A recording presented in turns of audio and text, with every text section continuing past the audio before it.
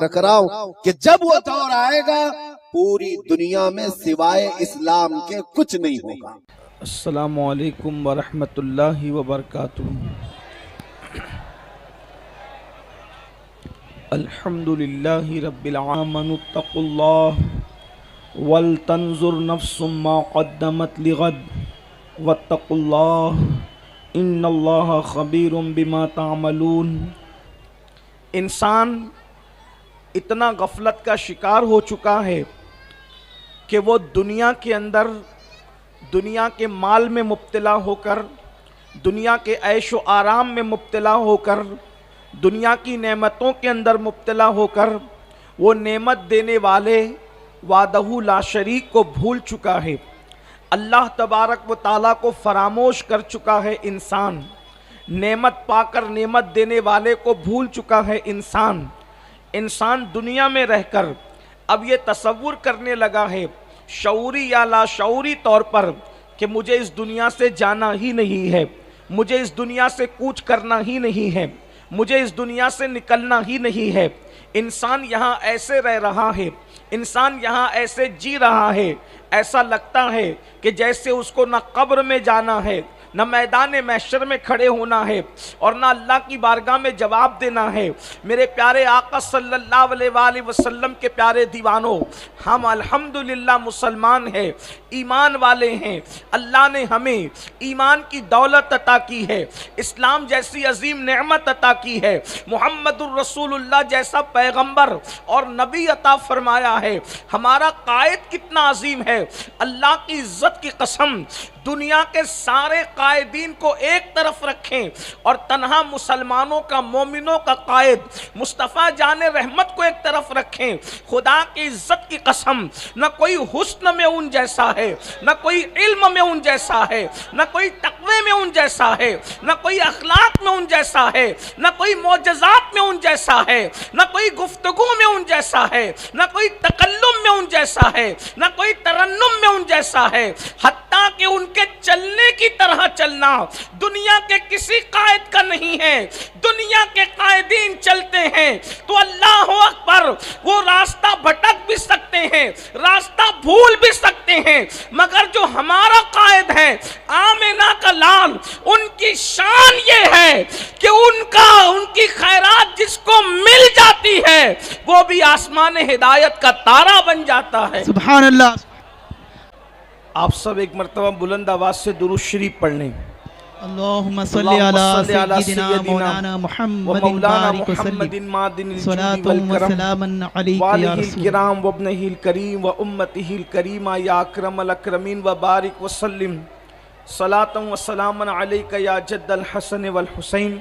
یہاں سے لے کے وہاں تک اگر سب لوگ درود شریف پڑھیں گے تو مجھے ایسا لگتا ہے کہ ہزاروں درود شریف بارگاہ رسالت میں پہنچ سکتے ہیں۔ سب مل کے بلند آواز سے درود شریف پڑھ لیں۔ اللہم صلی علی سیدنا مولانا محمد بارک محمد صلی اللہ علیہ وسلم، صلاۃ و سلام علیک یا جد الحسن والحسین وعلی آلک و اصحابک یا جد الغوث الثقلین۔ ایک بار اور درود شریف پڑھ لیں آپ، صلی اللہ علی النبی الامی و آلہ و صحبہ و بارک وسلم، صلاۃ و سلام علیک یا جد الحسن والحسین۔ الحمدللہ ہمارے سامنے دنیا سنیت کی عظیم شخصیت، ممبئی کی سنیت پر جن کا عظیم احسان ہے، اور ممبئی کی سنیت قیامت تک جس کے احسان کی رہن منت رہے گی، وہ حضور اشرف العلماء اور اپنے وقت کے عظیم ولی کامل حضور سیدی سرکار سید حامد اشرف صاحب قبلہ رحمت اللہ علیہ کے شہزادہ والا تبار اور ان کے جانشین حضرت علامہ سید خالد اشرف صاحب قبلہ اشرفی الجیلانی، ہمارے مخدوم ابن مخدوم کی آمد ہے۔ ایک مرتبہ آپ درود شریف پڑھیں تو میں حضرت کی اجازت سے اپنی گفتگو کو آگے بڑھاؤں۔ اللہ رب محمد صلی اللہ علیہ وسلم، نحن عباد محمد صلی اللہ علیہ وسلم، وعلی ذوی و آلہ ابد الدہور وکرم، صلاۃ و سلام علیک یا جد الحسن والحسین۔ اب آپ کی توجہ ہے تو بات عرض کی جائے کہ انسان جو ہے وہ دنیا میں رہ کر اس قدر دنیا کے اندر مست ہے، مصروف ہے، اور دنیا کے نشے کے اندر انسان چور ہے. کسی کو دولت کا نشہ، کسی کو مال کا نشہ، کسی کو حسن کا نشہ، کسی کو جوانی کا نشہ، کسی کو اللہ اکبر علم کا نشہ، کسی کو اپنے تقوی اور پرہیزگاری اور عبادت کا نشہ.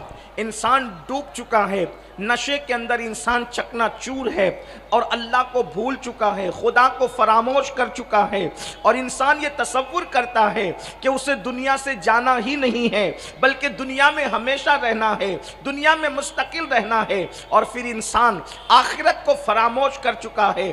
اللہ رب العزت سوئے ہوئے انسانوں کو بیدار فرما رہا ہے. اللہ کا کلام، اللہ کا قرآن پکار پکار کر کے کم و بیش 14.5 صدیوں سے اس زمین کے اوپر انسانوں کو دعوت فکر دے رہا ہے. یا ایھا الذین آمنوا اتقوا اللہ ولتنظر نفس ما قدمت لغد واتقوا اللہ ان اللہ خبیر بما تعملون. اے ایمان والو، اللہ سے ڈرو اور کل قیامت کے لیے، آگے کے لیے کیا توشہ تم روانہ کر رہے ہو، تم نے کیا بھیجا ہے، کیا روانہ کیا ہے، اس سلسلے کے اندر غور کرو، اس سلسلے میں فکر کرو. آخرت کے لیے کیا توشہ روانہ کیا، آخرت کے لیے کیا توشہ بھیجا، اس سلسلے میں غور و فکر کرو. قرآن غور و فکر کی دعوت دے رہا ہے، تم نے کیا روانہ کیا. اور پھر کہتا ہے واتقوا اللہ، اللہ سے ڈرو، ان اللہ خبیر بما تعملون، اور اللہ تمہارے اعمال کی خبر رکھتا ہے، وہ علیم بھی ہے، وہ خبیر بھی ہے. اللہ اکبر. اب آپ اندازہ فرمائیں قرآن مقدس کی آیہ کریمہ کی روشنی میں ذرا یہاں تھوڑی دیر بیٹھ کر ہم غور کریں. میرے بھائیو بتاؤ، ہم نے آخرت کے لیے کیا روانہ کیا، آخرت کے لیے کون سا توشہ روانہ کیا. اللہ اکبر. وہاں انسان کے اعمال پوچھے جائیں گے، وہاں انسان کے اعمال کے متعلق سوال ہوگا. غفلت کے اندر زندگی گزارنے والے انسان، ذرا تصور تو کر، کل قیامت کے دن اللہ کی بارگاہ میں تیرا جواب کیا ہوگا. اللہ اللہ، اگر انسان سے اس کا باپ 1 ہفتے کا حساب طلب کر لے کہ بتا ہفتے بھر تو نے اپنی زندگی کو کیسے گزارا، ایک انسان اپنے باپ کو جواب دینے کی طاقت نہیں رکھتا. اندازہ تو کریں اے انسان، تیرے اعمال کیسے ہیں، تیری راتیں کیسی ہے، تیرا دن کیسا ہے. اللہ اکبر. تیری صبح و شام کیسی ہے. تو اپنے باپ کو ہفتے بھر کا حساب نہیں دے سکتا اپنے اعمال کے حوالے سے، اپنے پیر و مرشد کو جواب نہیں دے سکتا اپنے اعمال کے حوالے سے. انسان ذرا تصور تو کر، وہ قادر و قیوم خدا، وہ قہار و جبار جب تجھ سے تیرے اعمال کے بارے میں پوچھے گا. قرآن کہتا ہے اَيَحْسَبُ الْإِنسَانُ أَن يُتْرَكَ سُدًى، کیا انسان یہ تصور کرتا ہے کہ اس سے حساب نہیں لیا جائے گا؟ نہیں نہیں، حساب لیا جائے گا. اللہ جن جن سے چاہے گا ان سب سے حساب لے گا. اور کس شان سے لے گا؟ فَمَن يَعْمَلْ مِثْقَالَ ذَرَّةٍ خَيْرًا يَرَهُ وَمَن يَعْمَلْ مِثْقَالَ ذَرَّةٍ شَرًّا يَرَهُ.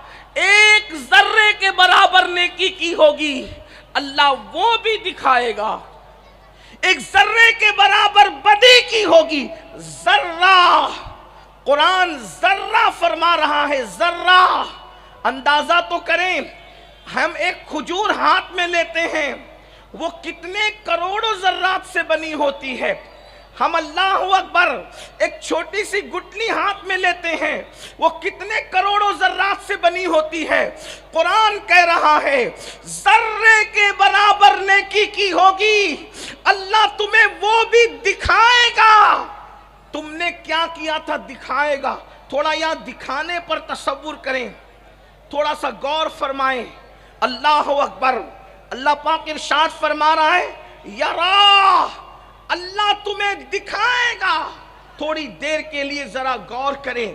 اگر اتنے بڑے مجمع میں کسی بندے کو کھڑا کیا جائے، عبداللہ کھڑے ہو اور حضور سیدی خالد میاں کے سامنے اور اتنے بڑے مجمع کے سامنے، یہ اللہ والوں کے علماء مشائخ کے سامنے کہا جائے عبداللہ کھڑے ہو، تو نے کل رات چوری کی تھی، تو وہ اس کی کیفیت کیا ہوگی؟ وہ کوشش کرے گا جھٹلانے کی، وہ کوشش کرے گا کچھ کہنے کی، وہ کوشش کرے گا باتیں بنانے کی۔ مگر اللہ کے بندو سوچو، اگر چوری کرتے ہوئے اس کی ویڈیو بنا لی جائے اور ویڈیو بنانے کے بعد اس کو کچھ نہ کہا جائے اور اسکرین کے پردے پر چوری کرتا ہوا منظر دکھایا جائے کہ کس طریقے سے عبداللہ چوری کر رہا تھا، سوچو اس کی شرمندگی کا حال کیا ہوگا؟ کیا وہ انکار کر سکے گا؟ اللہ اکبر! کیا وہ باتیں بنا سکے گا؟ کیا وہ گفتگو کر سکے گا؟ اور پھر سوچو اس کی ذلت کا عالم کیا ہوگا؟ اندازہ کرو میرے آقا صلی اللہ علیہ وآلہ وسلم کے دیوانوں، قرآن کہہ رہا ہے فَمَن يَعْمَلْ مِثْقَالَ ذَرَّةٍ خَيْرًا يَرَهُ وَمَن يَعْمَلْ مِثْقَالَ ذَرَّةٍ شَرًّا يَرَهُ۔ ذرے برابر نیکی کی ہوگی اللہ وہ بھی دکھائے گا، اور جو گناہ کیا ہوگا اللہ وہ بھی دکھائے گا۔ اس کی حقیقی کیفیت کیا ہے یہ تو میدان محشر میں پتا چلے گا، لیکن ایک تصور تو قائم کریں۔ اللہ اکبر! راتوں کو زنا کے اڈوں کو آباد کرنے والوں، اگر وہی کیفیت رہی کہ انسان کے جرائم کے مناظر اسکرین پر چلائے جیسے جاتے ہیں، قدرت کے کیمرے میں جو گناہ کرتے ہوئے تمہارے مناظر قید کیے جا رہے ہیں، اگر اس کو اللہ اکبر اس غیور قہار و جبار نے میدان محشر کے اندر چلا دیا اور اپنی شان کے مطابق اس کو اوپن کر دیا، تو سوچو وہاں انسان کی ذلت کا عالم کیا ہوگا، انسان کی رسوائی کا عالم کیا ہوگا۔ ذرا کبھی غور تو کیا ہوتا؟ قرآن کہہ رہا ہے آخرت کے لیے کیا بھیجا۔ ذرا تصور کرو اگر ہم نمازیں بھیجتے تو بھی ہمیں ڈرنے کی ضرورت تھی، اس لیے کہ نماز پڑھ بھی لیتے، اگر کسی عالم کے سامنے پڑھتے تو وہ ہماری نمازوں میں درجنوں غلطیاں نکالتے کہ تم نے قرآن صحیح نہیں پڑھا، رکوع کی تسبیح صحیح نہیں پڑھی، تمہاری کمر جیسے سنت کے مطابق جھکنی تھی نہیں جھکی۔ میرے بھائیوں ذرا غور کرو، نماز پڑھ کر بھی ہمیں ڈرنا تھا، اس لیے کہ جب ایک عالم ہماری نماز کو پاس نہیں کر رہا ہے، ہماری نماز کی تصدیق نہیں کر رہا ہے، تو اللہ اکبر وہ عالم الغیب جب ہماری نمازوں کو جانچے گا تو ہماری نمازوں میں کتنے عیب نکالے گا اور ہماری نمازوں کا حال کیا ہوگا۔ تو اللہ کے بندو ہمیں تو نیکیاں بھیج کر بھی ڈرنا تھا، مگر افسوس، 100,000 افسوس، ہم نے تو نیکیاں بھیجی ہی کہاں، ہم نے تو جوا کرتے ہوئے گناہ بھیجے، زنا کرتے ہوئے گناہ بھیجے، شراب پیتے ہوئے گناہ بھیجے، نشہ کرتے ہوئے گناہ بھیجے، عورتوں پر بد نظری کی ہوئے گناہ بھیجے۔ اندازہ تو کرے ہمارے نام اعمال میں گناہوں کے سوا ہے کیا؟ آئیے قیامت جب قائم ہوگی اور ضرور ہوگی، مگر بزرگوں نے فرمایا جب انسان کو موت آتی ہے اس کی قیامت اسی وقت قائم ہو جاتی ہے، اس اعتبار سے کہ اب وہ اپنی آخرت کی تیاری نہیں کر سکتا۔ آئیے اس لیے کہ 10 بجے محفل مکمل ختم ہونا ہے انشاءاللہ، تو میں اپنی گفتگو کو وقت پر مکمل کروں گا۔ ایک آپ کے سامنے میں حدیث پڑھنا چاہتا ہوں، اپنے جوانوں کی توجہ، غفلت میں زندگی گزارنے والوں، قبر کو بھولنے والوں، میدان محشر کو بھولنے والوں، اللہ کے رسول غیب دا نبی مصطفیٰ کریم رؤوف الرحیم صلی اللہ علیہ وآلہ وسلم ارشاد فرماتے ہیں جب انسان مرنے لگتا ہے، جب انسان کو موت آتی ہے، جب انسان دنیا سے جانے لگتا ہے، تو اس وقت اس کے پاس 5 فرشتے آتے ہیں اور 5 فرشتے مختلف انداز میں اس سے گفتگو کرتے ہیں، مختلف مراحل پر اس سے مخاطب ہوتے ہیں، اس سے بات کرتے ہیں۔ آئیے وہ 5 فرشتوں کی صدا کیا ہے میں آپ کے سامنے حدیث پاک کی روشنی میں پیش کرتا ہوں، ذرا توجہ کرنا۔ یاد رکھو میرے بھائی، دنیا میں کون رہا جو ہم رہیں گے، یہ دنیا سرائے فانی ہے، جگہ جی لگانے کی دنیا نہیں ہے، یہ عبرت کی جا ہے تماشا نہیں ہے۔ جوان جوانی کے غرور اور گھمنڈ میں، خدا کے غضب کو چیلنج کرنے والوں، جوانی کے نشے میں خدا کے دین کو پیٹ کے پیچھے ڈالنے والوں، ایک وقت وہ آئے گا جب موت کی تلوار جو انسان کے سر پہ لٹک رہی ہے، انسان کی روح اور جسم میں وہ جدائی پیدا کرنے کے لیے آئے گی۔ اس وقت رونا ہوگا، اس وقت پچھتانا ہوگا، موت سے کوئی نہیں بچ سکتا۔ میرا اللہ فرماتا ہے اینما تکونوا یدرککم الموت ولو کنتم فی بروج مشیدہ، اگر مضبوط قلعوں میں جا کر کے چھپ جاؤ گے تو وہاں بھی تمہیں موت آ کر کے رہے گی۔ اللہ اکبر، موت نے آنا ہے، ہم نے آخرت کو بھلا دیا، آخرت کو فراموش کیا، اسی لیے گناہ پر جری ہو گئے، جھوٹ بولتے ہیں، جھوٹ کو گناہ بھی نہیں سمجھتے، جرائم کرتے ہیں، جرائم کو گناہ بھی نہیں سمجھتے۔ آئیے اللہ کے رسول صلی اللہ علیہ وآلہ وسلم کا فرمان سنیے اور سوچئے ہمیں کس گھاٹی سے گزرنا ہے، کس منزل سے گزرنا ہے جسے موت کہتے ہیں۔ موت وہ کیسی گھاٹی ہے، وہ کیسی گھاٹی ہے، اس کا حال کیا ہے؟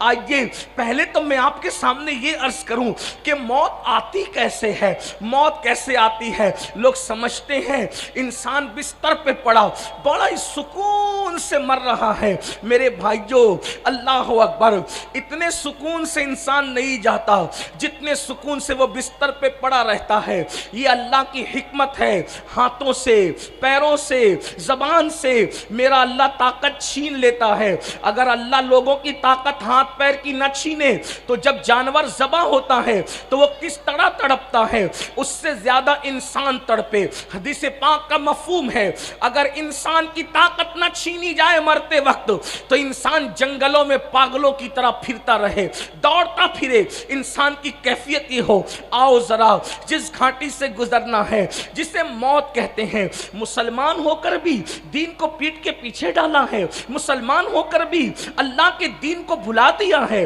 مسلمان ہو کر بھی آخرت کو فراموش کر دیا ہے۔ آؤ آؤ، اللہ اکبر۔ حضرت سیدنا عبداللہ ابن عمرو ابن عاص رضی اللہ تعالی عنہما ارشاد فرماتے ہیں کہ میں نے اپنے والد حضرت عمرو ابن عاص سے پوچھا، بابا یہ بتائیں کہ انسان کو جب موت آتی ہے تو موت کے وقت اس کی کیفیت کیا ہوتی ہے؟ تو حضرت عمرو ابن عاص فرماتے ہیں، اللہ اکبر، جیسے انسان زمین اور آسمان کو سمیٹ کر انسان کے سینے پہ رکھ دیا جائے تو کتنا بوجھ محسوس ہوگا، اس طرح کا بوجھ انسان کو موت کے وقت محسوس ہوتا ہے۔ عمرو ابن عاص ارشاد فرماتے ہیں، اللہ اکبر، میرے بیٹے عبداللہ، جب انسان کو موت آتی ہے تو یوں لگتا ہے کہ جیسے وہ ناک سے سانس نہیں لے رہا ہے بلکہ سوئی کے ناکے سے سانس لے رہا ہے۔ انسان کی کیفیت یہ ہوتی ہے۔ اور پھر فرماتے ہیں، میرے بیٹے عبداللہ، تو موت کی کیفیت پوچھ رہا ہے، اگر کسی انسان کے پیٹ میں ببول کا درخت اگا دیا جائے اور اس کو نیچے سے کوئی طاقتور انسان کھینچے تو اس وقت انسان کی کیفیت کیا ہوگی؟ اسی طرح انسان کے جسم کی کیفیت ہوتی ہے۔ کتنی بڑی گھاٹی سے گزرنا ہے، کانوں میں ایئر فون لگا کر گانوں سے جھومنے والوں، اللہ کے خوف میں رونے کی بجائے ہیرو ہیروئن کی جدائی کے مناظر دیکھ کے رونے والوں، اپنی موت کو یاد کر کے، موت کی تکلیف کو یاد کر کے اللہ کے خوف سے آنسو بہانے کی بجائے ڈراموں کو دیکھ کر رونے والوں، کبھی تصور تو کیا ہوتا؟ یہ وہ حقائق ہیں جس کو فراموش نہیں کیا جا سکتا، یہ وہ حقائق ہیں جن کو بھلایا نہیں جا سکتا۔ اس انداز سے موت آتی ہے اور اس وقت 5 فرشتے آ کر انسان سے کلام کرتے ہیں، انسان سے گفتگو کرتے ہیں، انسان سے مخاطب ہوتے ہیں اور کیا کہتے ہیں؟ آئیے اللہ کے رسول مصطفیٰ کریم رؤوف الرحیم غیب دا نبی صلی اللہ علیہ وآلہ وسلم ارشاد فرماتے ہیں، حدیث پاک کا مفہوم ہے، اس حدیث کو لکھا ہے علامہ ابن الجوزی رضی اللہ تعالیٰ عنہ نے۔ آقا ارشاد فرماتے ہیں کہ جب انسان کی روح اس کے حلق میں اٹکتی ہے۔ اللہ کے رسول فرما رہے ہیں، علامہ ابن الجوزی لکھ رہے ہیں، اللہ اکبر، میری قوم کے جوانوں ذرا تصور کرو، اللہ کے سچے رسول خاتم النبیین صادق و مصدوق صلی اللہ علیہ وآلہ وسلم فرماتے ہیں جب انسان کے حلق میں اس کی روح اٹکتی ہے تو پہلا فرشتہ آ کر اس سے گفتگو کرتا ہے، اس سے کلام کرتا ہے۔ ذرا حضور کی اس حدیث پہ توجہ تو کریں، انسان کی روح جب اس کے حلق میں اٹکتی ہے، ذرا تصور کرو میرے بھائیو، اللہ اکبر، نرم نرم گدوں پہ لیٹ کر زنا کی فلمیں دیکھنے والے ذرا غور تو کریں، نشہ کرنے والے ذرا غور تو کریں، حلق کے اندر روح اٹکتی ہے، روح۔ کبھی سوچا مچھلی کا کانٹا حلق میں پھنس جائے تو کیا کیفیت ہوتی ہے؟ روٹی کا ٹکڑا حلق میں پھنس جائے تو کیا کیفیت ہوتی ہے؟ اللہ اکبر، جو حلق مچھلی کا کانٹا اور بڑے لقمے کا پھنسنا برداشت نہ کر سکے، جب اس کے اندر روح اٹکتی ہوگی تو انسان کی کیفیت کیا ہوتی ہو؟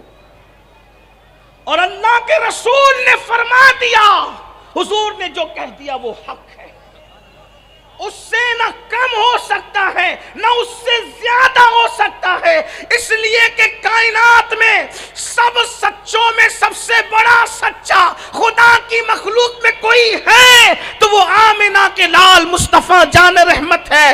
حضور اتنے سچے ہیں کہ ان کے سچا ہونے کی گواہی ان کے دشمن بھی دیتے نظر آتے ہیں، اتنے سچے رسول۔ اللہ اکبر، فرماتے ہیں جب انسان کے حلق میں اس کی روح اٹکتی ہے تو پہلا فرشتہ آ کر اس کو پکار کر کہتا ہے، اے آدم کے بیٹے، تیرا طاقتور بدن کہاں گیا؟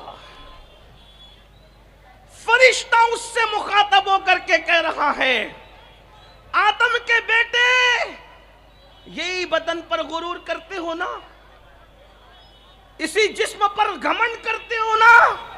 اللہ کا فرشتہ آ کر کے کہتا ہے، آدم کے بیٹے، تیرا طاقتور جسم کہاں چلا گیا؟ اور اس کے بعد وہ فرشتہ پکار کر کہتا ہے، آج تو کتنا کمزور ہے، کتنا کمزور ہے آج تو، کہاں گئی تیری فصیح زبان؟ جس زبان کو تو چر چر چلاتا تھا وہ تیری زبان کہاں گئی؟ اور اس کے بعد کہتا ہے، آج تو کتنا خاموش ہے۔ اللہ اکبر، فرشتہ کہتا ہے، آج تو کتنا خاموش ہے، تیرے عزیز و اقربا، تیرے گھر والوں نے تجھے کہاں چھوڑ دیا، تجھے تنہا چھوڑ دیا، تجھے اکیلے چھوڑ دیا۔ فرشتہ اس سے گفتگو کرتا ہے، طاقتور جسم کہاں گیا، چر چر چلنے والی زبان کہاں گئی، آج تو کتنا چپ ہے، خاموش ہے۔ اور انسان کتنا خاموش ہوتا ہے مرتے وقت؟ آنکھوں سے ٹکٹکی باندھ کر بس سب کو دیکھتا ہے، کلام کرنے کی بھی طاقت نہیں رہتی۔ اس منظر کو یاد کرو اللہ کے بندو، آخرت کو بھولنے والوں اس منظر کو یاد کرو، قبر کو بھولنے والوں اس منظر کو یاد کرو۔ بہت دن تک کچھ نہیں رہے گا، بہت دن تک کچھ نہیں چلے گا۔ کب تک گناہ کرو گے؟ جب تک کہ جسم اور روح کا رشتہ ہے تبھی تک نہ، ایک وقت تو وہ آئے گا کہ روح کا رشتہ جسم سے ٹوٹ جائے گا، صرف پچھتاؤ گے میرے بھائیوں، کس دنیا سے جی لگایا ہے، شہد دکھائے، زہر پلائے، قاتل ڈائن شوہر کش، اس مردار پہ کیا للچایا، دنیا دیکھی بھالی ہے، اس دنیا نے، بوڑھی دنیا نے، جس کی ہزاروں سال کی عمر ہو گئی، یہ بوڑھی جو بن سور کے آتی ہے، لوگوں کے ساتھ فریب کرتی ہے، لوگوں کے ساتھ دھوکہ کرتی ہے، اگر اس دنیا نے بن سور کر فرعون کو نہ ورگلایا ہوتا تو اس نے خدا ہونے کا دعویٰ نہ کیا ہوتا، نمرود کو اس دنیا نے نہ ورگلایا ہوتا تو نمرود خدا کا باغی نہ ہوا ہوتا، انا ربکم العالی کی صدائیں بلند نہ کرتا۔ اللہ کے بندو، ان کے تخت کہاں گئے، ان کے تاج کہاں گئے، ان کے غرور کہاں گئے، ان کے گھمنڈ کہاں گئے، کہاں گئے ان کے محلات؟ اللہ کے بندو، وہ بادشاہ تھے، آپ اور ہم تو بادشاہ بھی نہیں ہیں۔ خدا کو بھول رہے ہو، آخرت کو بھول رہے ہو؟ نہیں نہیں، یہ مسلمان کی شان نہیں۔ جب مرو گے نزا اور سکرات کا عالم ہوگا، روح حلق میں اٹکے گی تو پہلا فرشتہ کہے گا کہاں ہے تیری طاقت، کہاں ہے تیری قوت، کہاں ہے تیری زبان؟ آج تیرے رشتہ داروں نے، اقربا نے، عزیزوں نے تجھے تنہا چھوڑ دیا۔ اس وقت انسان کتنا بے بس ہوگا۔ فرشتہ کہتا ہے آج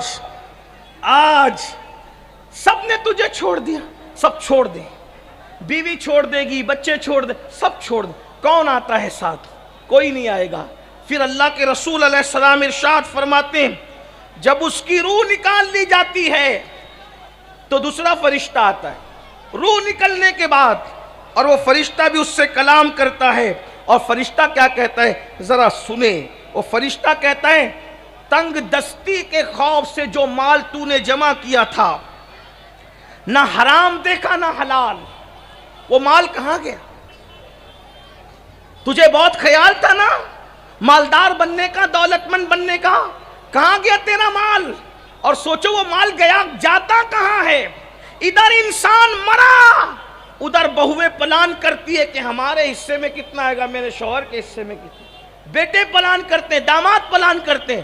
بھائیو سوچو تو صحیح، آج کے دور میں تو جیتے جی اولاد کام نہیں آ رہی ہے، مرنے کے بعد کون مغفرت کی دعا کرے گا، کون بخشش کی دعا کرے گا؟ ذرا غور تو کرو، کچھ کرو اپنے لیے، اس لیے کہ دنیا میں ہمیشہ نہیں رہنا۔ صوفیہ فرماتے ہیں اے انسان جس زندگی پہ تو اتراتا پھر رہا ہے، تیری زندگی کی مقدار کتنی ہے، تیری زندگی کی میعاد کتنی ہے، تیری زندگی ہے کتنی؟ تو صوفیہ فرماتے ہیں پیدا ہوئے تو کان میں اذان دی گئی، مر گئے تو نماز جنازہ پڑھی گئی، اذان بھی ہو گئی، اقامت بھی ہو گئی۔ اقامت اور جماعت کے درمیان جتنا ٹائم رہتا ہے بس اتنی تیری زندگی کا وقفہ ہے۔ اب اتنی چھوٹی سی زندگی میں چاہے تو اللہ کو راضی کر کے جنتی ہو جا یا خدا کو ناراض کر کے جہنمی ہو جا، کیا چاہتے ہو؟ کیا چاہتے ہو بتاؤ؟ وہ فرشتہ کہتا ہے روح نکلنے کے بعد تنگ دستی کے خوف سے مال جمع کرنے والے بتا تیرا مال کہاں گیا؟ تو نے تباہی اور بربادی سے بچنے کے لیے، عیش و آرام کے لیے گھر بنایا تھا، وہ گھر کہاں گئے؟ تو نے تنہائی سے بچنے کے لیے اللہ اکبر جو مونس و غمگسار ڈھونڈے تھے، بنائے تھے، بتا وہ مونس و غمگسار کہاں گئے؟ لیکن نہ مال ہوتا ہے نہ کوئی غمگسار ہوتا ہے، اور مکان بھی انسان کا اپنا نہیں بلکہ اس کا مکان تو اس کی قبر ہوا کرتی ہے۔ آج مال کے چکر میں لوگ سود کا دھندا کر رہے ہیں، مسلمان جوؤں کے اڈے چلا رہے ہیں، مسلمان بھائی گیری کر رہے ہیں، لوگوں کو قتل کرنے کی، مار ڈالنے کی سپاریاں لے رہے ہیں۔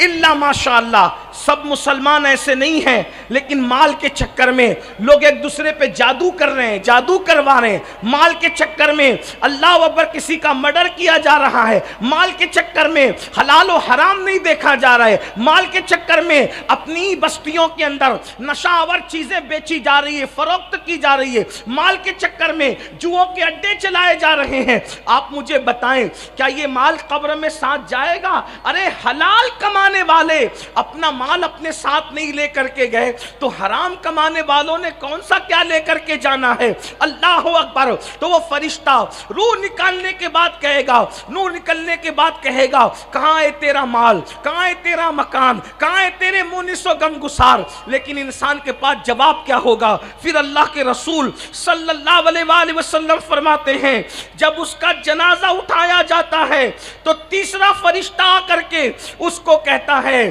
اللہ اکبر افسوس آج تجھے بڑے لمبے سفر پر جانا ہے، اور اتنا لمبا سفر کہ اس سے پہلے تو نے اتنا لمبا سفر آج سے پہلے کبھی طے نہیں کیا۔ آج تو ایسی قوم سے ملے گا کہ آج سے پہلے تو ایسے کسی قوم سے نہیں تیری ملاقات ہوئی، اور آج تو ایسے تنگ اور تاریک گھر میں لٹا دیا جائے گا جسے قبر کہتے ہیں، اس سے پہلے ایسے تنگ اور تاریک مکان میں تجھے داخل نہیں کیا گیا۔ اگر آج اللہ کو راضی کرنے میں تو کامیاب ہو گیا تو تو بڑا خوش بخت ہے، تقدیر والا ہے، اور اگر اللہ تجھ سے ناراض ہے تو تو بڑا بدبخت ہے۔ یہ کب ہوتا ہے؟ جب اللہ اس کا جنازہ اٹھایا جا رہا ہوتا ہے۔ مسلمان میرے بھائیوں سوچو قبر کی تنگ اور تاریک وادی کا حال کیا ہے۔ اللہ کے سچے رسول قائد المرسلین سید العالمین صلی اللہ علیہ وآلہ وسلم ارشاد فرماتے ہیں کہ جب کسی انسان کو اس کی قبر میں رکھا جاتا ہے اور وہ نماز پڑھنے والا نہیں ہوتا، بے نمازی ہوتا ہے، تو اللہ کے رسول علیہ السلام فرماتے ہیں اس کی قبر میں 99 سانپ ہوتے ہیں۔ اس قبر میں جہاں کروٹ لینے کی جگہ نہیں ہوتی، وہ قبر جس میں نیچے بھی مٹی، اوپر بھی مٹی، دائیں بھی مٹی، بائیں بھی مٹی، آگے بھی مٹی، پیچھے بھی مٹی، مٹی ہی مٹی، نہ جہاں تکیہ، نہ جہاں بستر، نہ جہاں چادر، کچھ نہیں، صرف مٹی ہے۔ اندھیرے کا حال یہ ہے کہ ایک ہاتھ کو دوسرا ہاتھ سجائی نہیں دیتا، اور اگر انسان نماز نہ پڑھے تو اللہ کے رسول علیہ السلام فرماتے ہیں 99 سانپ، اور اس میں ایک ایک سانپ کی طاقت کا عالم یہ ہے، اگر وہ کسی پہاڑ پہ ڈنک مارے تو پہاڑ ریزہ ریزہ ہو جائے، اگر وہ پھنکار دے تو اس کی فنکار کی گرمی کی وجہ سے لوگ مر جائیں۔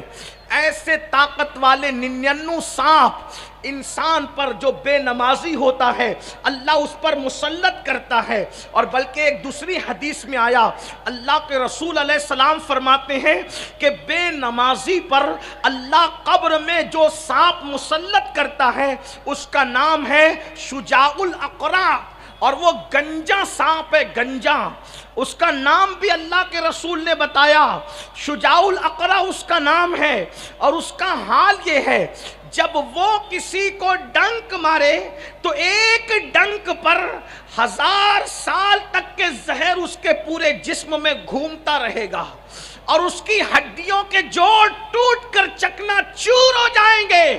اللہ کے رسول صلی اللہ علیہ وآلہ وسلم فرماتے ہیں جس نے فجر کی نماز جان بوجھ کر چھوڑ دی تھی اس کو وہ ظہر تک ڈستا رہے گا۔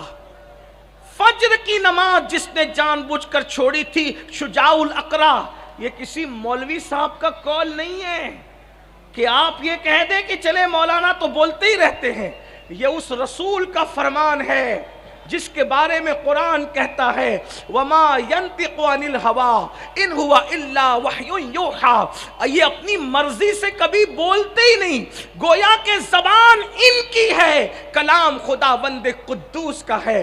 ایک وقت کی نماز میں صرف 10 منٹ کا ٹائم لگتا ہے میرے بھائی، سوچو تو صحیح، میسیجز چیک کرنے بیٹھتے ہیں تو گھنٹوں لگ جاتے ہیں، فیس بک پر بیٹھتے ہیں تو گھنٹوں لگ جاتے ہیں، یوٹیوب پر بیٹھتے ہیں تو راتیں گزر جاتی ہے۔ 10 منٹ کی نماز نہیں پڑھی، آخر 10 منٹ سو کر کے کون سا آپ نے اپنا فائدہ کر لیا فجر میں؟ کیا نقصان ہے؟ اللہ کے سچے رسول فرما رہے ہیں میری قوم کے جوانوں، جس نبی کے کہنے پر اللہ کو ایک مانا ہے، جس نبی کے کہنے پہ قرآن کو اللہ کی کتاب مانا ہے، جس نبی کے کہنے پر دین کو اللہ کا سچا دین مانا ہے، اسلام کو دین حق مانا ہے، وہی رسول فرما رہے ہیں کہ جب بے نمازی کو اس کی قبر میں رکھا جاتا ہے تو شجاع الاقرع نام کا سانپ انسان پر مسلط ہوتا ہے۔ اللہ اکبر، فجر نہیں پڑا تھا ظہر تک ڈستا رہے گا، ظہر نہیں پڑا تھا عصر تک ڈستا رہے گا، عصر نہیں پڑا تھا مغرب تک ڈستا رہے گا، مغرب نہیں پڑا تھا عشاء تک ڈستا رہے گا، عشاء نہیں پڑا تھا رات بھر ڈستا رہے گا، یعنی فجر تک ڈستا رہے گا۔ اور اللہ کے رسول فرماتے ہیں جب تک قیامت قائم نہیں ہو جاتی اس وقت تک یہ ڈسنے کا سلسلہ جاری رہے گا۔ صرف 10 منٹ کا ٹائم ہے ایک وقت کی نماز کے لیے، 10 منٹ۔ انسان پان بھی کھاتا ہے تو 10 منٹ سے زیادہ کا ٹائم لگتا ہے۔ اللہ کے بندو 10 منٹ قربان کرو، 24 گھنٹے میں 5 وقت کی نماز میں صرف 50 منٹ درکار ہے۔ کیوں نہیں نکالتے نماز کے لیے ٹائم؟ کیا مرنا نہیں ہے؟ اللہ کے رسول فرما رہے ہیں۔ اور ایک بات آپ سے میں پوچھتا ہوں، حضور نے جہاں یہ عذاب بیان کیا تو یہ نہیں فرمایا کہ بے نمازی کو عذاب دیا جائے گا تو پھر میں جا کر کے بچا لوں گا، یہ نہیں فرمایا۔ توجہ کریں آپ، حدیث میں یہی ہے کہ قیامت تک ڈستا رہے گا، میں اس کا انکار نہیں کر رہا ہوں۔ واللہ وہ بچانا چاہیں تو ہم جیسے ایک دو نہیں، ایک میں کیا، میرے اس یہاں کی حقیقت کتنی، مجھ سے 100 لاکھ کو کافی ہے اشارہ تیرا۔ وہ بچانے پہ قدرت رکھتے ہیں، بلکہ خدا نے ان کو اذن دیا ہے، ان کو مختار کل بنایا ہے۔ مگر وہی رسول جو مختار کل بن کر آئے، جنت بانٹنے کے لیے آئے، وہ تو نذیر بھی بن کر آئے نا۔ جہاں بشیر ہے وہی نذیر بھی ہے، بلکہ پہلے تو شان نذیری ہے، بشیری بعد میں ہے۔ قرآن کہتا ہے یا ایھا المدثر قم فانذر، اے کمبل اوڑھنے والو اٹھو اور اٹھ کر لوگوں کو ڈراؤ۔ اللہ کے رسول ڈرانے آئے تھے۔ حضور نے فرمایا، یہ بات فرمائی، پھر کہہ رہا ہوں بچانے کا منکر نہیں ہوں، لیکن اس حدیث میں اللہ کے رسول کیا فرما رہے ہیں؟ اللہ اکبر، بے نمازی کو قیامت تک وہ ڈستا رہے گا۔ سوچو، ہے کسی میں طاقت؟ جس سانپ نے پہاڑ پہ ڈنک مار کے پہاڑ کو ریزہ ریزہ کر دینا ہے، جب وہ انسان کو ڈسے گا تو انسان کی کیفیت کیا ہوگی؟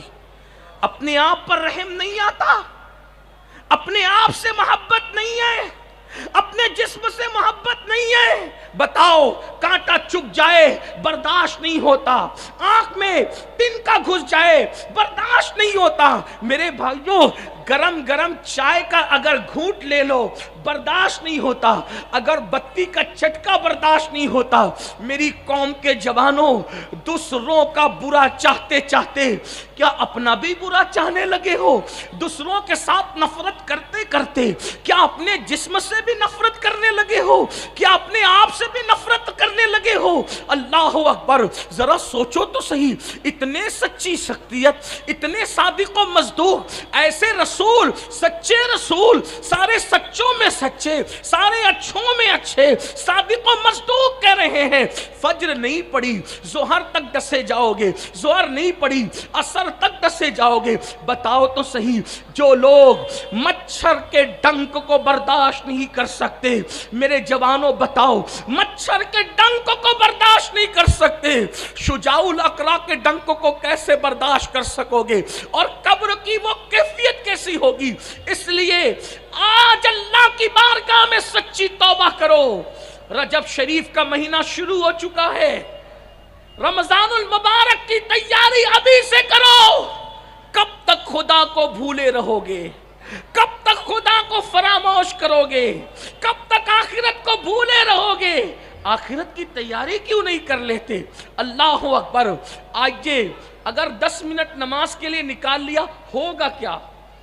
ہوگا کیا؟ اللہ کے رسول علیہ السلام فرماتے ہیں بندہ جب سجدے میں ہوتا ہے تو رب سے سب سے زیادہ قریب ہوتا ہے۔ اللہ اور بندے کے درمیان سارے حجابات اور سارے پردے اٹھا دیے جاتے ہیں جب بندہ سجدے میں جاتا ہے۔ سوچو، مطلب کیا بیان کیا جا رہا ہے کہ سجدہ کرو اور رب کے قریب ہو جاؤ۔ قرآن کی آیت پاک کا مفہوم بھی ہے، آیت سجدہ اس لیے میں تلاوت نہیں کر رہا ہوں، لیکن اس کا مفہوم ہے سجدہ کرو تو خدا کا قرب مل جائے گا۔ تو جو سجدے میں جانا قید نہیں لگائی، عالم کا سجدہ ہی قریب کرے گا، ان پڑھ کا قریب نہیں کرے گا، نیک کا سجدہ قریب کرے گا، بد کا قریب نہیں کرے گا، بلکہ ان کی رحمت تو آواز دے رہی ہے جو سجدہ کرے گا وہ خدا کا قرب حاصل کر لے گا۔ مجھے بتاؤ، جب سجدے سے خدا ملتا ہے تو کیا روزی نہیں مل سکتی؟ جب سجدے سے خدا ملتا ہے تو دنیا کی خوشیاں نہیں مل سکتی؟ جب سجدے سے خدا ملتا ہے تو کیا اچھی تقدیر نہیں مل سکتی؟ جب سجدے سے خدا ملتا ہے، جس سجدے سے آخرت سنور جاتی ہے، اس سجدے سے کیا دنیا نہیں سنور سکتی؟ اور ٹائم کتنا نکالنا ہے؟ صرف 10 منٹ کا ٹائم، صرف 10 منٹ کا ٹائم کیوں نہیں نکالتے؟ قبر جنت کے باغوں میں سے باغ بنے گی، نماز کے لیے ٹائم نکال کے دیکھو۔ اور اگر ایسا نہیں ہوا، بس اب اپنی گفتگو سمیٹ لوں، میں وہ 5 فرشتوں والی صداؤں کو مکمل نہیں کر سکوں گا گفتگو سمیٹتے ہوئے اپنے وقت میں، اس لیے کہ حضرت سے دعا بھی لینا ہے اور 10 بجے پروگرام ختم بھی کرنا ہے۔ بس اپنی گفتگو اختصار کے ساتھ، اللہ کے بندو اگر اسی طرح زندگی گزرتی رہی، اسی طرح پاپ میں، جرائم میں، تو کچھ لوگوں کے دل و دماغ میں یہ خبط ہے، کیا ہم جو کریں گے مولانا ہم مسلمان ہیں، ہم تو جانا ہی جنت میں ہیں، ہم تو فلاں بزرگ کے مرید ہیں، ہم نے تو جانا ہی جنت میں ہے۔ اور کچھ اتنے بے باک ہے، کہتے ہیں مولانا جنت تو ہمارے باپ کی ہے، اور کچھ تو اتنے بے باک ہیں قوالوں کے لب و لہجے میں کہتے ہیں کہ اگر اللہ ہمیں جنت میں نہ ڈالے گا تو اس کی جنت ویران ہو جائے گی۔ میرے عزیز، اس وقت اللہ نے کسی کو جنت میں جو ہے جیسی کیفیت قیامت کے بعد ڈالنے کی ہے، ایسی اس طرح جنت میں کسی کو داخل نہیں فرمایا، لیکن آج بھی میرے اللہ کی جنت ویران نہیں ہے۔ ابھی جنت میں کوئی گیا نہیں ہے اس طرح سے، اس شان سے جیسے قیامت کے بعد جائے گا، تو آج بھی اللہ کی جنت ویران نہیں ہے۔ تو تیرے جانے نہ جانے سے کیا خدا کی جنت ویران ہوگی؟ جنت کو اتنا سستا مت سمجھو کہ آپ نے کسی کا دامن کپڑا پکڑ کے پکڑ لیا اور جنت مل گئی۔ اور کچھ حضرات اتنے بے باک ہو گئے کہ وہ اسٹیج سے جنت کے ٹکٹ بانٹتے ہیں، اس کو دیکھ کے جنت میں جاؤ، اس کو دیکھ کے جنت میں جاؤ۔ حضرت جی، جس کو دکھا کر جنت بانٹ رہے ہو، کیا اس کا بھی جنت میں جانے کا کوئی گارنٹی کا سرٹیفکیٹ آپ کے پاس ہے؟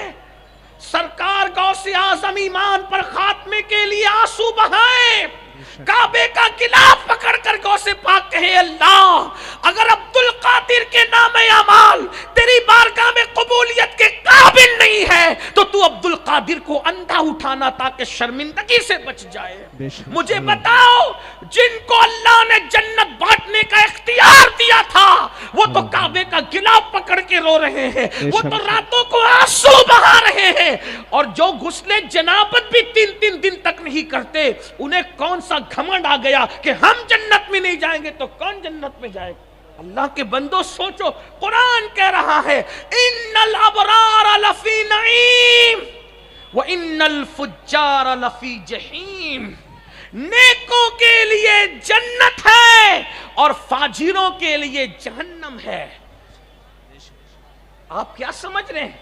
میں بیعت کی نسبت کا منکر نہیں ہوں، ہمارا تو عقیدہ ہے اگر سچا پیر مل گیا تو قبر میں اللہ اس کو بھی آنے کی طاقت دیتا ہے، سچے پیر کو۔ رسول اللہ تو آتے ہی ہیں، میں اس کا منکر نہیں ہوں، بلکہ ہمارا تو عقیدہ ہے۔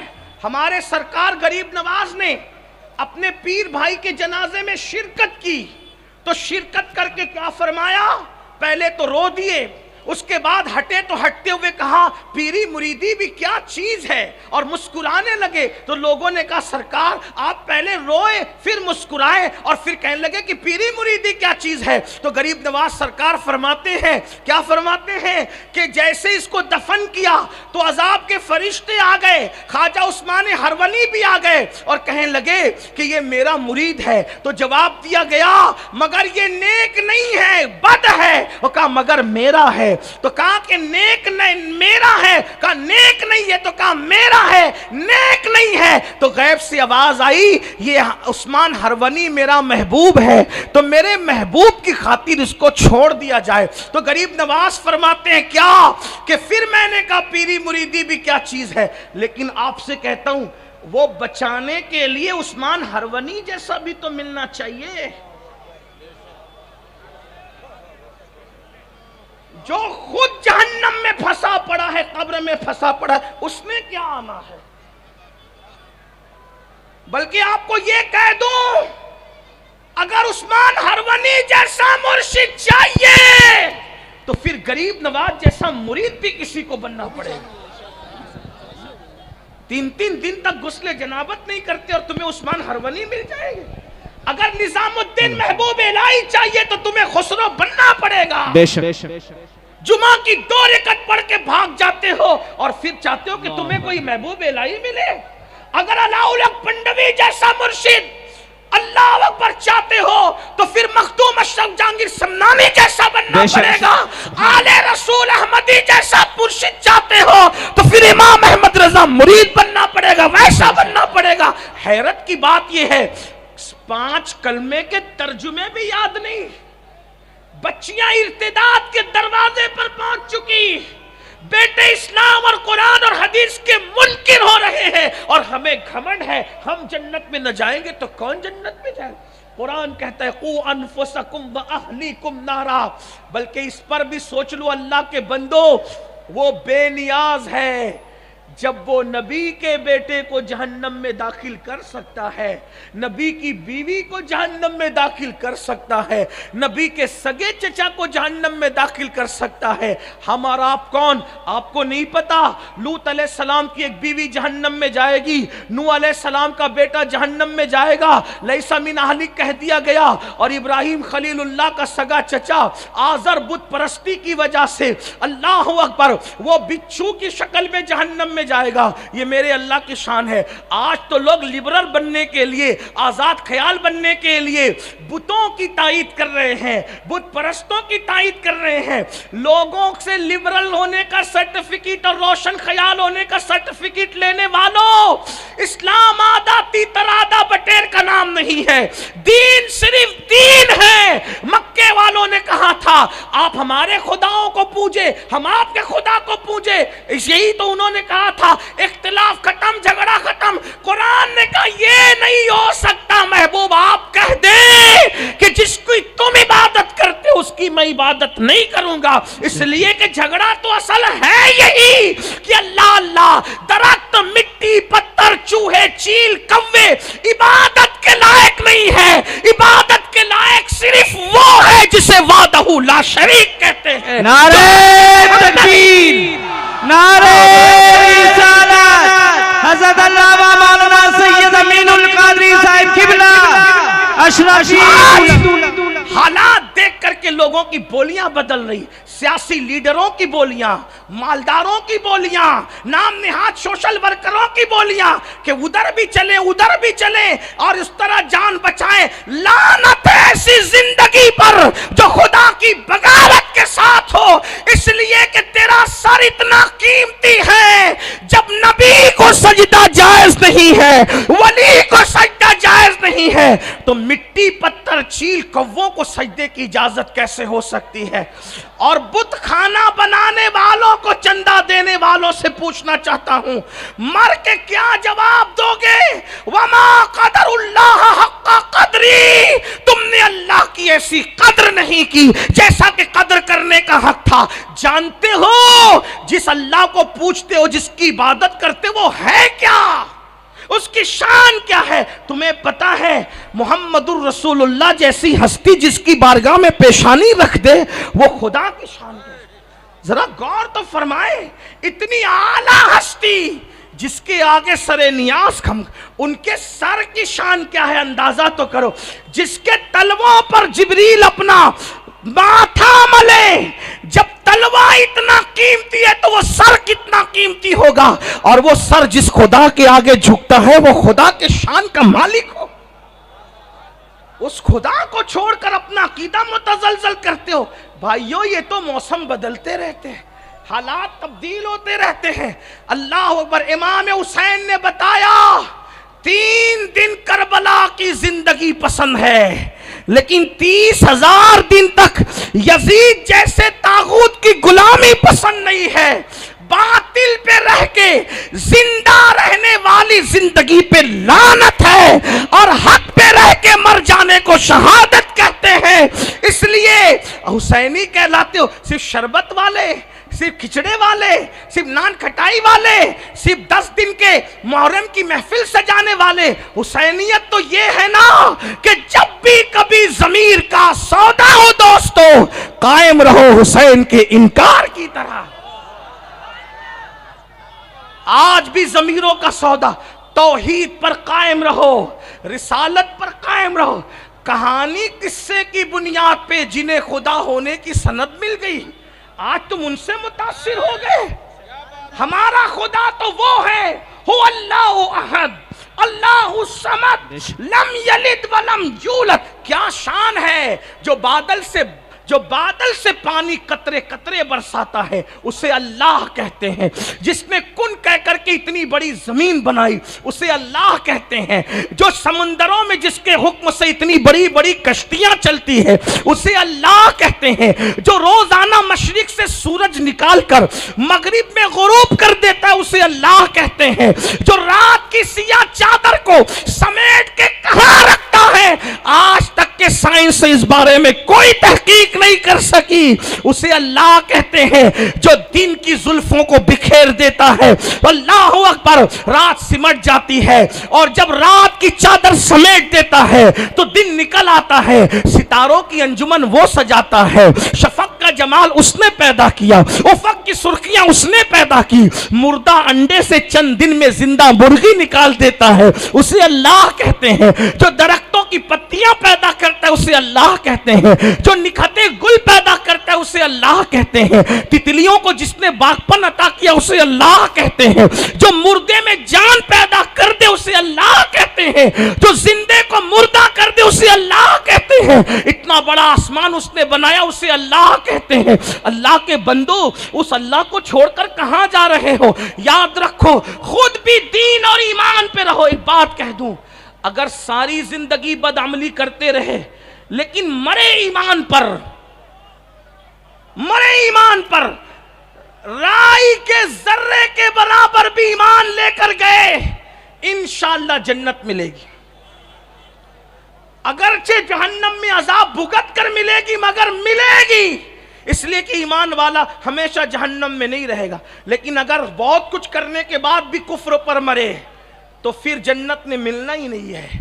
تو اس لیے توحید پہ رہو, ایمان پہ رہو, سچی عقیدے پہ رہو. بات جو ختم کرنے لگا تھا, مگر یہ بھی آپ سے کہہ دوں, اگر آپ یہ سوچ کر کے کو سوچتے ہو یار نماز نہیں پڑھیں گے مولانا تب بھی تو مسلمان رہیں گے, بھائی میری اوقات ہی نہیں, میں کوئی جو ہے وہ آپ کے سامنے تحقیق نہیں پیش کر رہا ہوں, لیکن اتنا ضرور کہتا ہوں بے نمازی کو حنفی ہونے کی وجہ سے ڈائریکٹ تو میں کافر نہیں کہتا, لیکن اتنا ضرور کہتا ہوں کہ احادیث میں آیا ہے جو نماز میں سستی کرے گا ڈر ہے, مرے گا تو کفر پر مرے گا. ایمان اس کا کیا سلامت جائے گا. آپ کو میں ایک بات بتاؤں, آج کل کیا ذہن بن گیا, مولانا داڑھی نہیں ہوگی نا تو بھی تو مسلمان رہیں گے نا, چلے گا تو, نماز نہیں ہوگی پھر بھی تو مسلمان رہیں گے نا, حلال نہیں کھائیں گے پھر بھی تو مسلمان رہیں گے نا, حج نہیں کریں گے پھر بھی تو مسلمان رہیں گے نا, روزہ نہیں رکھیں گے پھر بھی تو مسلمان رہیں گے نا.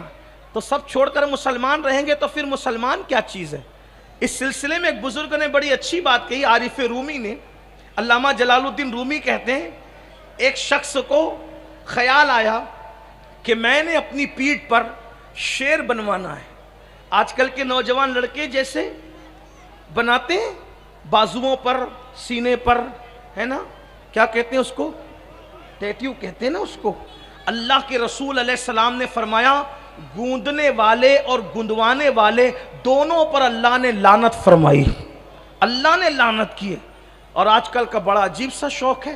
تو بہرحال ایک شخص کو عارف رومی ایک فرضی قایت بیان کر کے کوئی درس دینا چاہتے ہیں, اس کے دل میں خیال آیا کہ شیر کی تصویر بنائے. تو اس زمانے میں کیا تھا, جب کوئی چیز گوندی جاتی تھی جسم پر تو پن سے, سوئی سے چمڑی کو چبویا جاتا تھا اور چبو کر کے نقطے ڈاٹ ڈاٹ بنائے جاتے تھے, پھر اس کے اندر راکھ بھری جاتی تھی تو وہ ہمیشہ کے لیے وہ تصویر بن جاتی تھی. تو جیسے ہی شیر بنانے کے لیے آیا اس مصور کے پاس, شیر بنا دو, تو اس نے نکالی سوئی اور جیسے ہی چبویا تو بڑی تکلیف ہوئی. تو اس نے پوچھا کیا کر رہے ہو؟ کہا تم نے کہا نا شیر بنانے کے لیے, تو شیر بنا رہا ہوں. تو کہا کہاں سے بنا رہے ہو؟ تو کہا دم کی طرف سے. تو پوچھا کیا بغیر دم کا شیر نہیں ہوتا؟ بغیر دم کا تو شیر ہو سکتا ہے. ہاں بالکل ہو سکتا, دم چھوڑ دیجئے. ٹھیک ہے. پھر سوئی چبوئی, کیا کر رہے ہو؟ تو کہا تم نے شیر بنانے کے لیے کہا نا, شیر بنا. تو کہاں سے بنا رہے ہو؟ کہا پیر کی طرف سے. تو بغیر پیر کا شیر نہیں ہو سکتا. ہاں ہو سکتا ہے, پیر بھی چھوڑ دو. اس کے بعد پھر سوئی چبوئی, اب کیا کر رہے ہو؟ آپ نے شیر بنانے کے لیے کہا نا, شیر بنا رہے ہیں.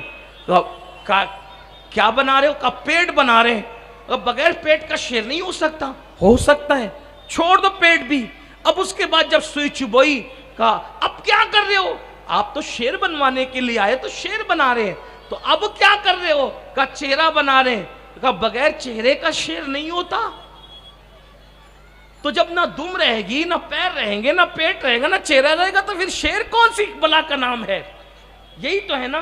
تو آج مسلمانوں کا ذہن یہی بنا، جب بغیر نماز پڑھے بھی میں مسلمان رہ سکتا ہوں، جب بغیر داڑھی کے بغیر بھی مسلمان رہ سکتا ہوں، جب حج فرض ہونے کے بعد حج کیے بغیر بھی مسلمان رہ سکتا ہوں، زکوٰۃ فرض ہونے کے بعد زکوٰۃ دیے بغیر بھی مسلمان رہ سکتا ہوں، تو پھر اس کے بعد میں مسلمان ہوں لیکن کچھ کروں گا نہیں۔ تو یاد رکھنا، اللہ کے رسول صلی اللہ علیہ وآلہ وسلم نے فرمایا جس پہ حج فرض ہو جائے، استطاعت اس میں ہے اور وہ حج نہیں کرتا، آقا فرماتے ہیں یا تو وہ یہودی ہو کے مرے یا تو وہ نصرانی ہو کے مرے۔ آپ کس دین کی بات کر رہے ہیں؟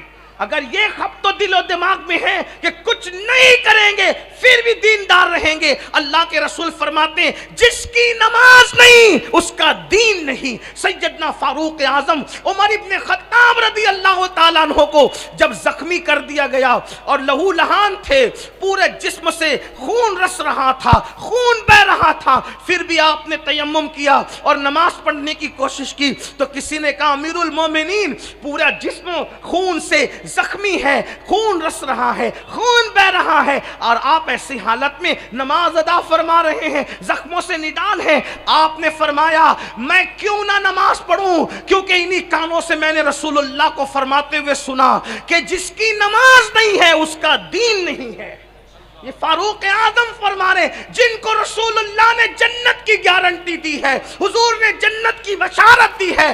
ہم تو یہ کہتے ہیں عمر ابن خطاب کا جنتی ہونا ایسے ہی یقینی ہے جیسے جنت کا ہونا یقینی ہے۔ کیوں؟ جس رسول نے جنت کی خبر دی اس رسول نے عمر ابن خطاب کے جنتی ہونے کی خبر دی۔ جس زبان سے جنت سنا اسی زبان سے فاروق اعظم کا جنتی ہونا سنا۔ تو جیسے جنت کا ہونا یقینی ویسے فاروق اعظم کا جنتی ہونا یقینی، اس کے باوجود بھی وہ نماز ادا فرما رہے ہیں۔ میرے عزیز بھائی، ہم نماز کو چھوڑ کر کہاں جا رہے ہیں؟ نماز کے لیے ٹائم نہیں۔ بس آخری بات عرض کر دوں، میں کیا آپ سے عرض کر رہا تھا کہ لوگوں کا خیال ہے کچھ بھی کرو جنت میں جائیں، کچھ بھی کرو بخش دیے جائیں گے۔ آئیے، اللہ رب العزت جہاں رحیم ہے، کریم ہے، وہیں غیرت والا بھی ہے۔ حضرت سیدنا مالک الدینار فرماتے، مالک ابن دینار کہتے ہیں کہ مجھے پتہ چلا کہ میرے پڑوسی کو سکرات لگی، میرا پڑوسی مرنے لگا، اس کو موت آ رہی ہے، وہ دنیا سے جا رہا ہے۔ میں نے سوچا بڑا پاپی تھا، بڑا مجرم تھا، بڑا مجرم تھا، پاپی تھا، چلو چلتے ہیں، پڑوسی ہے، اس کی کچھ خبر گیری کر لیتے ہیں، اس کو کچھ سمجھا بجھا دیتے ہیں، کلمے کی تلقین کرتے ہیں۔ اللہ اکبر۔ حضرت مالک الدینار گئے تو جانے کے بعد مالک ابن دینار فرماتے ہیں اس کے سینے سے گرم گرم سانسیں نکل رہی تھی، مطلب یہ تھا کہ اب یہ بہت دنوں تک زندہ نہیں رہے گا۔ تو میں نے اس کو کہا کیا حال ہے؟ اس نے رو کر کے کہا اے مالک، اللہ نے جب جب مجھے صحت دی، تندرستی دی، میں نے اللہ کی نافرمانی کی، میں نے گناہ کیا، میں نے جرائم کیے، اے مالک اب میں دنیا سے جا رہا ہوں۔ تو حضرت مالک ابن دینار کہتے ہیں میں نے اس کو کہا توبہ کر لے، توبہ کا دروازہ کھلا ہے، توبہ کر لے۔ غور سے سننا، اللہ اکبر، توبہ کر لے، توبہ کا دروازہ کھلا ہے۔ حضرت مالک ابن دینار کہتے ہیں اس نے فوراً کہا استغفر اللہ، استغفر اللہ، اللہ مجھے معاف کر دے، میں تیری بارگاہ میں توبہ کرتا ہوں۔ اس کے گھر کے کونے سے آواز آئی بندے اب بس بھی کر، جب جب ہم نے تجھے مہلت دی تو نے دھوکہ دیا۔ آپ غور فرمائیں، یعنی اس کا مطلب یہ ہے کہ اگر اللہ چاہے تو کسی کی توبہ کو رد بھی کر سکتے، وہ قبول کرتا ہے، مایوس مت ہونا۔ لیکن اس کی شان غیرت بھی یہ ہے، آپ کیا سمجھتے ہو، کبھی کبھی جس عمل کو آدمی سوچتے ہیں کہ اس سے کچھ نہیں ہوگا، میں نے تو مرنا ہی ایمان پر ہے، وہ بھی کفر پر چلا جاتا ہے. کبھی کبھی چھوٹا عمل جس کو سمجھ کے کرتا ہے. حضرت مالک ابن دینار خود فرماتے ہیں کہ میرا ایک عزیز دوست تھا, بڑا قریبی تھا, اور بڑا عالم, بڑا محدث, بڑا فقیہ تھا. وہ جب مرنے لگا تو میں اس کے قریب گیا اور میں نے اس کو کہا اللہ کے بندے کلمہ پڑھ. تو اتنا بڑا عالم, اتنا بڑا محدث, اتنا بڑا فقیہ, اس نے کہا یہ میں کلمہ نہیں پڑھتا, یہ سب صحیح نہیں ہے معاذ اللہ. یعنی اس نے علل اعلان کلمے کا انکار کر دیا. اس نے مرتے مرتے کلمے کا انکار کر دیا. حضرت مالک الدینار کہتے ہیں میں ڈرا, اللہ یہ مرتے مرتے کفر کی طرف چلا گیا, یہ مرتے مرتے دین کا, اسلام کا, کلمے کا انکار کر گیا. حالانکہ فقہائے احناف کے نزدیک مسئلہ کچھ اور ہے, میں اس کی طرف ابھی نہیں جاتا, لیکن میں اسی کو فالو کرتا ہوں. ہم حنفی ہیں اور حنفیت ہی کے فالوور ہیں. لیکن حضرت مالک الدینار کا اپنا مسئلہ کر, ان کی اپنے نظریات آپ کے سامنے بتا رہا ہوں. وہ کہتے ہیں میں رو پڑا, میں رونے لگا, یا اللہ وہ کافر ہو گیا مرتے مرتے. اور کچھ دیر کے بعد خبر آئی کہ وہ تو مر گیا, یعنی کفر پہ مرا. فرماتے میں رات و دن روتا رہا, پریشان رہا, یا اللہ اتنا بڑا نمازی آدمی, اتنا پرہیزگار آدمی, اتنا پارسا آدمی, اتنا متقی آدمی کفر پہ کیسے مرا. تو میں اللہ سے دعا کرتا تھا, اللہ تو مجھے اس کو خواب میں دکھا, مجھے خواب میں دکھا, میں پوچھوں تو صحیح وہ کفر پہ کیوں مرا, وہ کفر پہ کیوں مرا, وہ کفر پہ کیوں مرا. مالک الدینار کہتے ہیں بہت دعائیں کی, بہت دعائیں کی, رات و دن دعائیں کی, پانچوں وقت میں دعائیں کی. آخر کار ایک رات میں نے کیا دیکھا کہ وہی بڑا نیک, متقی, پرہیزگار جس کو ہم سمجھتے تھے, بڑا عابد و زاہد تھا, وہ جہنم کے اندر ہے. تارکول کا لباس اس کے بدن پر ہے, اس کے پیروں میں جہنم کی آگ کی جوتیاں ہیں, اس کے پورے بدن پر جہنمی لباس ہے. میں نے اس کو دیکھا تو رو پڑا, وہ بھی رو رہا تھا. میں نے پوچھا ظالم تو بڑا متقی, بڑا پرہیزگار, بڑا عابد و زاہد کہلاتا تھا, بتا تو کفر پہ کیسے مرا, تو کافر ہو کے کیسے مرا. اس نے جواب دیا اے مالک تم جانتے ہو میری نمازیں کبھی نہیں چھوٹی, رمضان شریف کے روزے کبھی نہیں چھوٹے, میری تہجد کبھی نہیں چھوٹی, میں قرآن بھی پڑھتا تھا, میں محدث تھا, عالم تھا, فقیہ تھا. لیکن اے مالک تمہیں کیا بتاؤں کہ مجھے ایک بیماری ہو گئی. غور سے سننا, اسی پہ بات پوری کر رہا ہوں. وہ کہتا ہے مجھے ایک بیماری ہو گئی, میں طبیبوں کے پاس دوڑتا رہا, حکیموں کے پاس دوڑتا رہا. طبیبوں نے اور حکیموں نے کہا تیری بیماری کا علاج نہیں ہے. آخر کار ایک یہودی حکیم کے پاس گیا تو اس نے مجھے کہا کہ دیکھ تیری بیماری کا علاج تو میرے پاس نہیں ہے, البتہ جو تجھے تکلیف ہے وہ تکلیف دب جائے گی. تو نے ایک کام کرنا کہ سال بھر میں ایک کٹورا بھر کے شراب پی لینا, بس کٹورا بھر کے شراب سال میں ایک بار پینا ہے. وہ کہتا ہے اے مالک میں شراب کو بطور دوا سب سے چھپ کر کے ایک کٹورا ایک سال میں شراب پی لیتا تھا تاکہ میری بیماری دب جائے, اور اس کی وجہ سے کچھ مجھے فرق بھی پڑتا تھا, اس لیے شراب پی لیتا تھا. مگر بطور دوا جب میں نے شراب پی سال میں ایک کٹورا, تو مرتے مرتے شراب کی نحوست کی وجہ سے پھر تہجد کام نہ آئی, پھر نمازیں کام نہ آئی, پھر تقوی پرہیزگاری کام نہ آئی, اور مرتے ہوئے میرا ایمان چھین لیا گیا اور کافر ہو کر کے مرا. آپ سے پوچھنا چاہتا ہوں جو سال میں ایک مرتبہ دوا کے طور پر شراب کا ایک کٹورا پی لے وہ مر رہا ہے تو کفر پہ مر رہا ہے. اے میری قوم کے جوانوں, جو شادیوں میں بھی شراب پی رہے ہیں, جو خوشیوں میں بھی شراب پی رہے ہیں, جو میتوں کا غم بھلانے کے لیے شراب پی رہے ہیں, جو محبت میں دھوکہ کھا کے کسی کے دکھ کو درد کو بھلانے کے لیے شراب پی رہے ہیں, جو بچوں کے ختنہ اور پیدائش کی خوشی میں بھی شراب کی پارٹیاں رکھ رہے ہیں, بتاؤ جب اتنا متقی پرہیزگار تہجد گزار شراب کا ایک کٹورا بطور دوا پیتا ہے تو وہ کفر پہ مر رہا ہے, ان کا انجام کیا ہوگا. اور آج کل تو لوگ کہتے ہیں مولانا شراب پینا حرام ہے نا, اگر نشے کا انجیکشن لگاؤ تو کیا ہے, اس پر کوئی بات ہے, نشے کی گولیاں کھاؤ اس پر کیا بات ہے, نشے کی دوا پیو اس پر کیا بات ہے, کوئی چیز سونگھ کے نشہ کرو اس پر کیا بات ہے. ہم نے کہا ظالم تو ابھی اتنا ہوشیار نہیں ہوا، یہ زبان رسالت ہے، زبان رسالت۔ وہ حال بھی ان کے سامنے ہاتھ باندھے کھڑا ہے، ماضی بھی ان کے سامنے ہاتھ باندھے کھڑا ہے، مستقبل بھی ان کے سامنے ہاتھ باندھے کھڑا ہے۔ میرے نبی وہ ہیں جو اپنے زمانے میں بیٹھ کر پچھلا زمانہ بھی دیکھ رہے تھے اور قیامت تک کا آنے والا دور بھی دیکھ رہے تھے۔ رسول اللہ کی ایک حدیث تمہارے سارے تہمات پر جو ہے وہ نشیمن پہ بجلی گرا دیتی ہے۔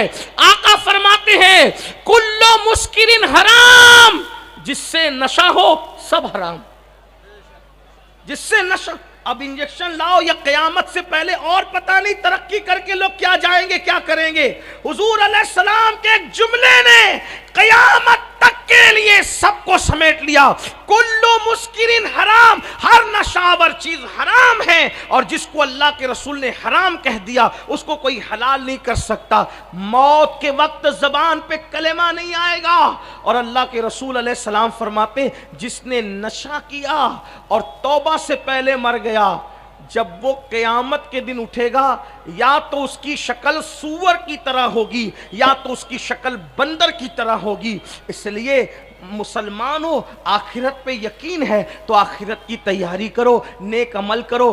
ہاں اللہ کی شان یہ ہے اگر وہ ناراض رہتا ہے تو پھر تہجد پڑھنے والوں کو بھی کفر پہ مارتا ہے، اور اگر وہ کرم فرما دے تو کتے کو پانی پلانے پہ بھی جنت مل جاتی ہے، رستے سے تکلیف دینے والی چیز ہٹانے پہ بھی جنت مل جاتی ہے، کسی کو دیکھ کے مسکرانے سے بھی جنت مل جاتی ہے، حسن بصری کے ہاتھ چومنے پر بھی جنت مل جاتی ہے، بایزید بستامی کو دیکھنے پہ بھی جنت مل جاتی ہے، کسی عالم کے نام پہ نام رکھنے کی بنیاد پہ بھی جنت مل جاتی ہے، اگر وہ کرم فرما دے تو کسی چڑیا کو دانہ کھلانے پہ بھی جنت مل جاتی ہے۔ تو پھر ہمیں کیا کرنا چاہیے؟ کسی چھوٹے گناہ کو چھوٹا سمجھ کر کرنا نہیں چاہیے، اس لیے کہ بڑے بڑے پہاڑوں سے ٹھوکر نہیں لگتی، چھوٹے پتھروں ہی سے ٹھوکر لگا کرتی ہے، اور کسی نیکی کو چھوٹی سمجھ کر چھوڑ نہیں دینا چاہیے، اس لیے کہ قطرے قطرے سے دریا بن جاتا ہے۔ اس لیے چھوٹی سے چھوٹی نیکی بھی کرو اور چھوٹے سے چھوٹے گناہ سے بھی بچو۔ اللہ پاک کی بارگاہ میں دعا ہے اللہ سب سے پہلے مجھے اور آپ سب کو جرائم سے بچائے، گناہوں سے بچائے، اللہ ہم سب کی زندگیوں میں انقلاب پیدا فرمائے، اور گفتگو کے درمیان اگر کوئی غلطی ہو گئی ہو اللہ پاک اپنے حبیب صلی اللہ علیہ وآلہ وسلم کے صدقہ و طفیل معاف فرمائیں، میری آپ کی قبر و حشر و نشر کو اللہ بہتر بنا دے۔ وما علینا الا البلاغ۔ السلام علیکم ورحمۃ اللہ وبرکاتہ۔